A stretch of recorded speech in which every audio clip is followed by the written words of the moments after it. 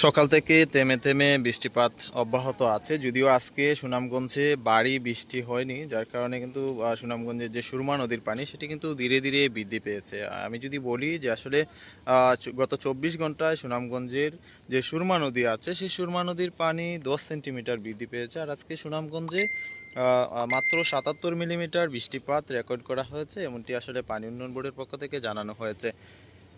তবে সুরমা নদীর পানি এখনও কিন্তু 50 সেন্টিমিটার নিচ দিয়ে প্রবাহিত হচ্ছে। এটি কিন্তু আসলে একটি স্বস্তির খবর। এখন পর্যন্ত কিন্তু সুনামগঞ্জের নদীর পানি, সুরমা নদীর পানি কিন্তু এখনও বিপদসীমার কাছাকাছি কিংবা যে বিপদসীমা আছে সেই বিপদসীমা অতিক্রম করেনি।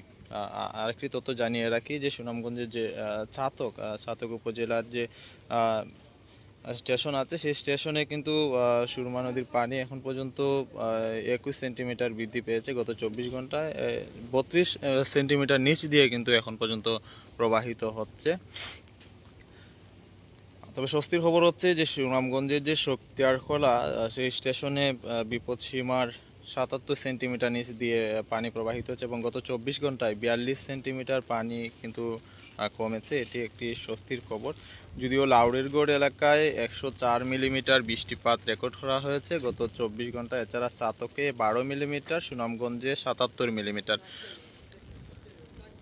গতকাল কিন্তু সুনামগঞ্জে 265 মিলিমিটার বৃষ্টিপাত রেকর্ড করা হয়েছে, যা এই মৌসুমে কিন্তু সর্বোচ্চ ছিল। এটি আসলে একেবারেই অস্বাভাবিক বৃষ্টিপাত এমনটি আসলে বলা হচ্ছে সংশ্লিষ্টদের পক্ষ থেকে। তবে এখন পর্যন্ত যেহেতু বৃষ্টিপাত অব্যাহত আছে, সুনামগঞ্জের যে নদ নদীগুলো আছে সেই নদ নদীগুলোতে কোথাও পানি কমছে, কোথাও আসলে স্থির আছে, আবার কোথাও কিছুটা ধীরে ধীরে পানি বাড়ছে, এমনটি আসলে এখনকার বর্তমান পরিস্থিতি।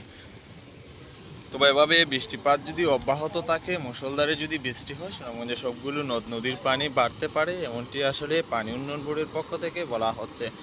আমরা যদি বলি যে কিছুক্ষণ আগে আমরা শক্তিয়ারখোলা যে সড়ক সেই সড়কের খোঁজ নিয়েছিলাম, সেই সড়কটি কিন্তু এখনও পানিতে নিমজ্জিত। তবে যেহেতু পানি এই অংশে অনেকটাই কমেছে, সেক্ষেত্রে কিন্তু আজকে কিছুটা যানবাহন আসলে চলাচল করতে পারছে, এমনটি আসলে এখানকার স্থানীয় একজন বাসিন্দার কাছ থেকে আমরা খোঁজ নিয়েছি।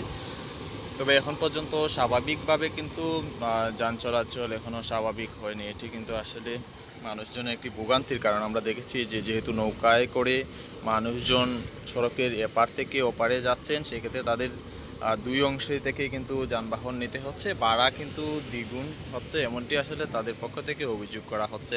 তবে আমরা দেখেছি গতকাল বিকেলে সুনামগঞ্জের যে বিশ্বম্বরপুর উপজেলার যে ইউএনও আছেন, তিনি আসলে মাহফুজুর রহমান, তিনি আসলে সেখানে সরেজমিন পরিদর্শনে যান এবং তিনি যে পরিবহন যারা চালক আছেন তাদেরকে নির্দেশনা দিয়েছেন যে কোথাও যেন অতিরিক্ত ভাড়া আদায় না করা হয়।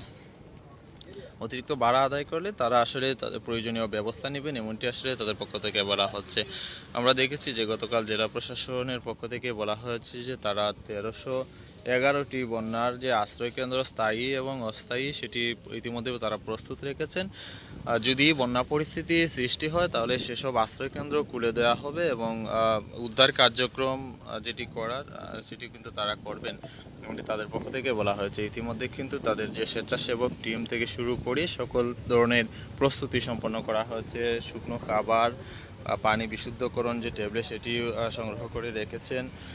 স্বেচ্ছাসেবক প্রস্তুত এবং পর্যাপ্ত স্পিডবোট এবং ছোটো ছোটো নৌকা তারা ইতিমধ্যে প্রস্তুত রেখেছেন এবং প্রত্যেকটি উপজেলায় আমরা দেখছি ইতিমধ্যে যে কন্ট্রোল রুম সেটি চালু করা হয়েছে এবং জেলায় একটি কন্ট্রোল রুম চালু করা হয়েছে।